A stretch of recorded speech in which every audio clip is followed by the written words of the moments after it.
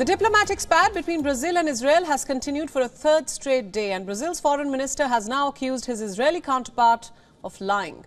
This comes after Brazilian President Lula da Silva compared Israel's war on Gaza to Hitler's treatment of Jews. Israel in response said that Lula is not welcome in the country until he takes back the comment. Israeli Prime Minister Netanyahu said he had crossed a red line, and Foreign Minister Israel Katz called it a serious anti-Semitic attack. His Brazilian counterpart Mauro Vieira has now hit back, saying Tel Aviv's statements are unacceptable in their nature and lying in their content. Vieira also said that addressing a head of state from a friendly country in this way is unusual and revolting. Brazil has asserted that it does not intend to retract the president's comments. Even as the row escalates, Rio de Janeiro is set to host a G20 foreign ministers meeting. U.S. Secretary of State Antony Blinken has arrived in Brasilia. He's expected to meet the Brazilian president before he heads to the G20 gathering. Even though the U.S. has vetoed another UN resolution calling for a ceasefire in Gaza, senior U.S. lawmakers who held talks with Israeli leaders have said that they are hopeful of a humanitarian pause in the war before Ramadan. But Israel has warned that unless Hamas frees all hostages, its offensive will continue even during the Muslim holy month. Britain's Prince William has called for an end to the war in Gaza. He has expressed concern over the sheer scale of human suffering, saying too many have been killed. The statement came after the Prince of Wales visited the London headquarters of the British Red Cross, where he learned about the humanitarian efforts taking place to those support affected by the conflict. Prince William added that it was critical that aid got through to Gaza and that Hamas must release all hostages. Meanwhile, Israel's Prime Minister Netanyahu and Finance Minister Bezalel Smotrich have said that Israel would not pay any price for the return of hostages still held in Gaza. The finance minister said that their return is very important, but that they could not be released at any cost.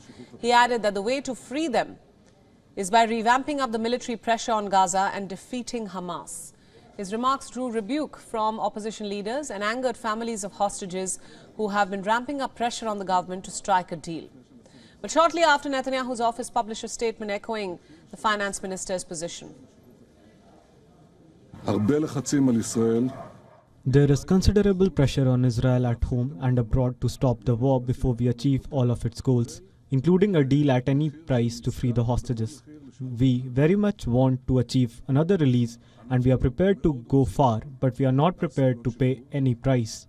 Certainly not the delusional prices that Hamas is demanding of us, the meaning of which is the defeat of the state of Israel.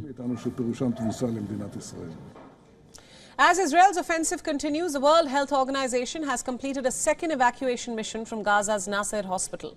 The UN agency said efforts are still continuing to transfer the remaining patients, but the site has no electricity or running water. West Asia tensions are far from limited to Gaza. Tensions in the Red Sea continue to escalate. The US military has said that the Houthis fired 2 anti-ship ballistic missiles at a US-owned bulk carrier. The Greek-flagged but US-owned cargo vessel has arrived in the southern Yemeni port of Aden after the attack. Shipping risks have escalated due to repeated drone and missile strikes in the Red Sea by the Iran-backed Houthis since November. US and British forces have responded with several strikes but have so far failed to halt the attacks. For more details, our correspondent Jody Cohen has sent us this latest report from Renana. Have a look.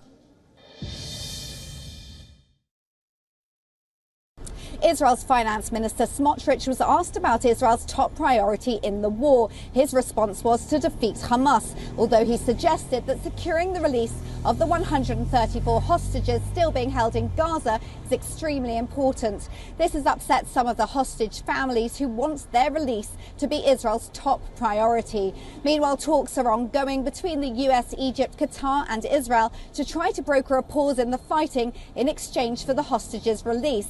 Hamas Chief Haniyeh was in Egypt on Tuesday, and White House advisor Brett McGurk is there today and in Israel on Thursday for further talks. Prime Minister Netanyahu has said that a lot of pressure is being put on Israel at home and abroad to agree to a deal at any cost. He said Israel is willing to go a long way but is not ready to pay any price, calling Hamas's demands delusional. This is Jody Cohen for WION World is One. WION World is One is now available in your country. Download the app now and get all the news updates on the move.